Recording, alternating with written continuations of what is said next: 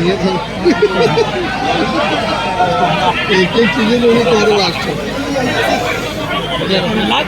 हाँ चला इसीलिए दो वाले अच्छा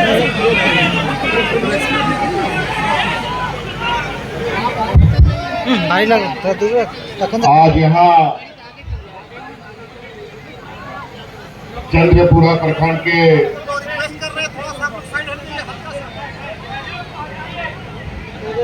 तेलों में डुमरी विधानसभा के उपचुनाव के इस सभा में हमारे साथ मंच पर उपस्थित यूपीए गठबंधन और इंडिया गठबंधन के समस्त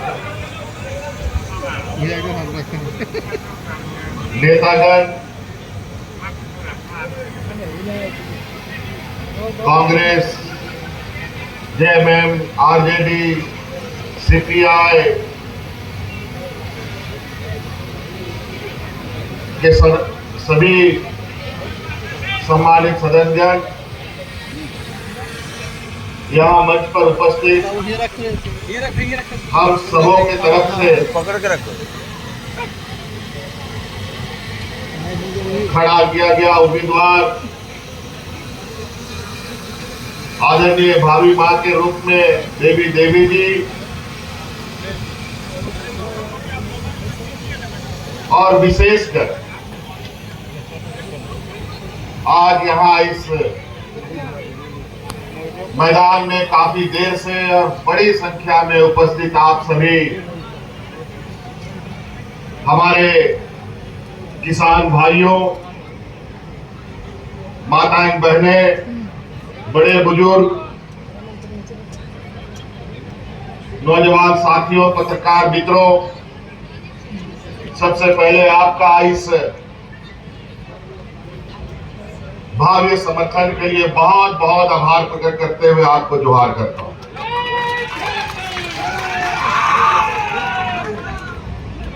बहुत लोगों ने बहुत बातें कही दिया है और यहाँ की जैन सैलाब आज इस बात को प्रमाणित कर रही है कि डुमरी उपचुनाव यूपीए गठबंधन सिर्फ जीतेगा नहीं बल्कि सबका जमानत जब्त करेगा।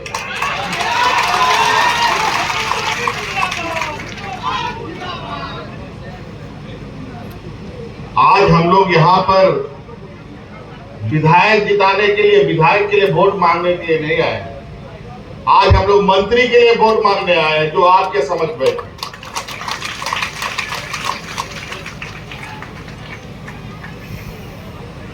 हम लोग मान सम्मान स्वाभिमान की राजनीति करते हैं। हम लोग मान सम्मान स्वाभिमान से कभी भी समझौता नहीं कर सकते। यहाँ के मूलवासी, यहाँ के आदिवासी, यहाँ के गरीब, किसान, दलित, पिछड़ों का जो हक अधिकार की लड़ाई है, ये लड़ाई हमारा कभी रुकता नहीं है।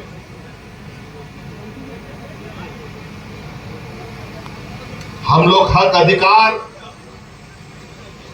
सदियों से झारखंड के लोगों को, झारखंडियों को मांगने से नहीं मिला है।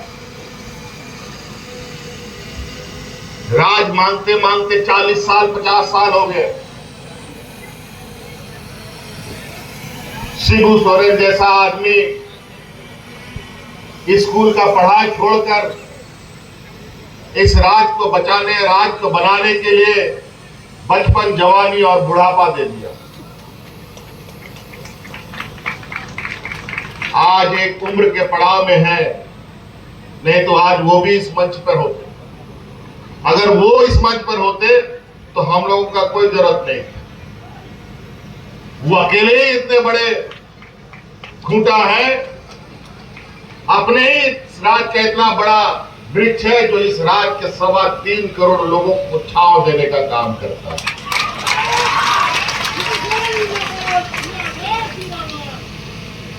आज हमारी सरकार जिस दिन से बनी उसी दिन से ये विपक्ष लोग रोज कुछ न कुछ षड्यंत्र बना बना करके हमारे सरकार को गिराने में लगा। कभी विधायक को खरीद फरोख्त करने का खबर आता है, कभी सीबीआई ईडी का छापा पढ़ करके हमें दिग्भ्रमित करने का काम करता है, काम नहीं करने देता है, और साथ साथ में इस राज्य में जो चुनौती आती रही है, कोरोना जैसे, सुखाड़ जैसे चुनौतियां भी बीच में हम लोगों ने देखा। लेकिन इतना विपरीत परिस्थिति में भी हमारी सरकार ने जिस तरीके से काम किया है, और खासकर डुमरी के जो मंत्री थे भाई जगन्नाथ महतो, जिसको टाइगर भी आप लोग कहते थे, वो टाइगर का नाम आप लोगों ने दिया था। टाइगर का नाम उसका नहीं था, उसका नाम जगन्नाथ महतो था। टाइगर का नाम डुमरी विधानसभा के लोगों ने उसको दिया। गुरुजी का उनका नाम नहीं है। तो उसी तरीके से जो हमारे बड़े भाई थे जगन्नाथ महतो जी, उनका इस राज्य में मंत्री बनने के बाद जो उनका जोश था वो देखने लायक था। हम तो कभी कभी घबरा जाते थे उनके जोश से।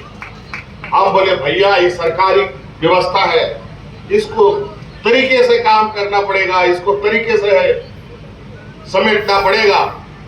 ये ऐसा घोड़ा है कि कभी कभी सवारी को भी पटकने लगता है। तो ये आओ ना ताओ, ना कुछ नहीं होगा, हमको ये काम करना है। और ऊपर वाले की कृपा से और उनके जोश को भी हमने कम नहीं होने दिया। हर वो चीज जिसके लिए वो संघर्ष करते थे, जिसके लिए उनकी जान चली गई, उन सब को एक एक करते हुए उनका पूरा करता है हम लोगों ने चला काम। चाहे 1932 की बात हो, चाहे ओबीसी को 27% का आरक्षण की बात हो, चाहे आदिवासियों का आरक्षण बढ़ाने की बात हो। आपको याद होगा, याद कीजिए वो दिन जब 1932 का कानून हम पारित कर रहे थे, तो हमारे जगन्नाथ दा ने आदरणीय शिबू सोरेन को 1932 के चादर में लपेटा था।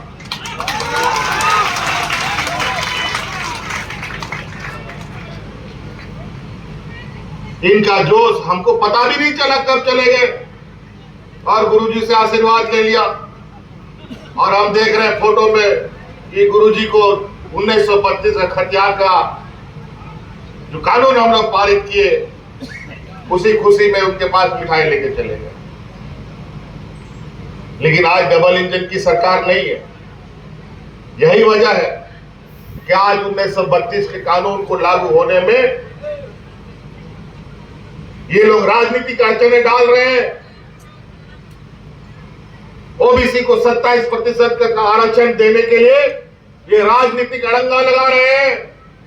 आदिवासियों को आरक्षण देने का पर ये लोग अपना राजनीतिक टांगे बढ़ा रहे हैं।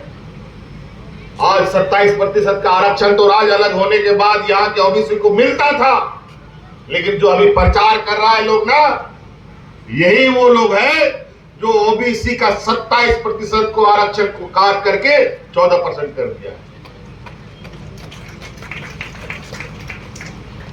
और 1932 की जगह 1985 का कानून बना दिया डबल इंजन ने। 32 का क्यों कानून नहीं बनाया? कल ही कहीं हम व्हाट्सएप फेसबुक पे देख रहे थे कि आजसू के नेता कह रहे थे कि हाँ हम लोगों ने 1985 पास किया है, तुम लोग 1932 का पास करके दिखाओ। अरे बोले अरे बेमानो, डबल इंजन की सरकार ने 1985 पास किया था, सिंगल इंजन ने तो 1932 का। कानून बना के पास किया, लेकिन ये आधा रास्ता तय कर चुका है। अब आने वाला 2024 के चुनाव में अब हम लोग की डबल इंजन की सरकार बनेगी और 1932 का कानून पास होगा। चिंता मत कीजिए। फिर भी कानून नहीं पास होने के बावजूद भी वर्तमान में जो हम लोग नौजवानों को यहां सरकारी नौकरियां दे रहे हैं और गैर सरकारी नौकरी दे रहे हैं, उसमें 90 से 95% हमारा यहाँ का आदिवासी मूलवासी नौजवानों को नौकरी दे रहे हैं। अभी कल परसों ही गैर सरकारी संस्थानों में, बड़े बड़े उद्योगों में, टाटा मोटर्स में, एल&टी में, इंफोसिस में, LIC में जैसी बड़ी कंपनियों में लगभग 10,500 लड़के लड़कियों को हम लोगों ने नियुक्ति पत्र दिया और 10,500 में से 9,500 बच्चा जो यहाँ का था, यहाँ का आदिवासी दलित पिछड़ा नौजवान था। लेकिन वो भी धीरे धीरे और कम करने का प्रयास करेंगे जहां बाहर से लोग यहां। एक बार में ये कोई जादुई छड़ी नहीं है। 19-20 साल में जो इस राज का इन लोगों ने बंटाधार कर रखा है, आपको फोन कर देंगे, उसे सुधारने में थोड़ा वक्त लगेगा। और इस बीच में सरकार गिराने का भरकस कोशिश, बहुत कोशिशें हुई और इस राज्य में हमारी सरकार में 2019 के बाद जितना उपचुनाव हम लोगों ने देखा है, वो इतना उपचुनाव किसी भी 20 सालों में नहीं हुआ। और इन उपचुनाव में, सभी उपचुनाव में हमने विपक्ष को पटकनियां देने का काम किया। कभी झूठा तथ्यों के आधार पर हमारे विधायकों का सदस्यता ले लेना, गलत तरीके से पैसे के बल पर अपने षड्यंत्र रचकर, अभी रामगढ़ में हमारा जो ममता देवी थी जो विधायक, इन लोगों ने झूठा केस बनाकर उसकी सदस्यता ले ली। इससे पिछली बार जब हम लोग थोड़ा देर के लिए सरकार बनाए थे, उस समय भी यहाँ पर योगेंद्र महतो बैठे हैं, इनके ऊपर झूठा केस लगा करके इनकी सदस्यता ले ली थी। इस तरीके का काम करते हैं ये लोग। आज विकास के नाम पर हमको बताइए, कभी आप अपने अपने गांव में, पंचायतों में कभी सरकारी पदाधिकारियों को घूमते देखा था? कभी नहीं देखा। लेकिन सरकार आपके द्वार से, आपके पंचायत में, आपके गांव में, आपके घर के बाहर तंबू लगा करके आपकी समस्याओं का समाधान किया जा रहा है। आज इस राज्य का कई बूढ़ा बुजुर्ग वर्षों से अपना पेंशन के लिए ब्लॉक का चक्कर लगाता था, दलालों का चक्कर लगाता था, लेकिन 2-4 लोगों को पेंशन मिलता था, बाकी बूढ़ा बुजुर्ग लोग ये को बता दीजिए, कोई भी गांव में बूढ़ा बुजुर्ग बिना पेंशन का नहीं है। हमने कानून ऐसा बनाया जहां आज हम सभी बूढ़ा बुजुर्ग को पेंशन देते हैं, सभी विधवा महिलाओं को पेंशन देते हैं, सभी एकल महिलाओं को देते हैं, सभी दिव्यांग को पेंशन देते हैं। ये देश में पहली बार है जहां हम सर्वजन पेंशन के माध्यम से सभी को पेंशन दे रहे हैं। क्यों इन लोगों ने 20 साल में हमारे बूढ़े बुजुर्गों को पेंशन नहीं दिया? 12 शिक्षक जो 12 महीना में 11 महीना आंदोलन करता था, तो हम लोग का बच्चा पढ़ेगा लिखेगा क्या? अपना हक अधिकार की लड़ाई लड़ते थे। जगन्नाथ महतो जी ने कहा इनका समस्या को समाधान हम करेंगे, और आज ये देखिए, जो 12 शिक्षक 12 महीना में 11 महीना धरना प्रदर्शन करता था, हजारों की संख्या में इनकी जानें चली गई। आज वो 12 शिक्षक 12 महीना में 11 महीना स्कूल में रहता है। उसके अलावा आंगनबाड़ी सेविका, सहायिका, रसोईया दीदी का समस्या का समाधान किसने किया? 20 साल में इन लोगों ने क्या किया इनके साथ? और ये चूल्हा पर लोग बनाने चलते हैं मेहमान लोग। आज इन महिलाओं से पूछिए महंगाई का आलम क्या है। आज सरसों तेल का दाम कितना है, आज नमक का दाम कितना है, आज आटा का दाम कितना है, आज तेल का दाम कितना है। ये सारा दाम का बढ़ोतरी इन्हीं बेईमानों ने क्या कर रखा है। आज टमाटर का कीमत 300 रुपए 400 रुपए किलो देश में चल रहा है।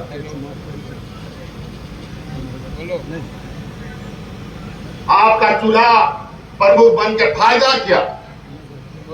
आपके पास राशन नहीं रहेगा तो उस चूल्हा में आपको जलना पड़ेगा। आपके परिवार को भूखा मारने की तैयारी चल रही है पूरा देश के अंदर। आज कौन भी सस्ता है? कभी किसी सरकार ने आटा दाल में टैक्स नहीं लगाया, नमक पर टैक्स नहीं लगाया, दूध दही पर टैक्स नहीं लगा। इन बेईमानों ने 100 रुपया किलो नमक खरीदने के लिए भी हम लोगों को मजबूर कर दिया। आज इस देश का 80%, पूरा देश का 125 करोड़ में 80% लोग आज सरकार के राशन कार्ड पर जिंदा है। ये हालत है देश की। किस चीज के लिए वोट मांगते हैं?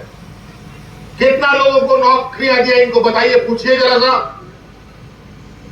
इन लोगों ने 20 साल में कितना बार जेपीएससी निकाला, 20 साल में कितना बार जेएसएससी के माध्यम से नियुक्ति हुई, और आज देखिए हजारों की संख्या में वैकेंसी निकला हुआ है जहां हमारा पढ़ा लिखा नौजवान अपना तैयारी कर रहा है।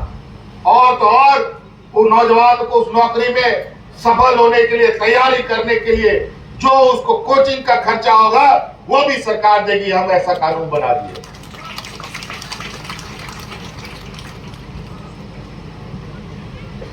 जिन लोग खाली हिंदू मुस्लिम के नाम पर वोट दीजिएगा जी, हिंदू मुस्लिम से पेट भरेगा आपका क्या?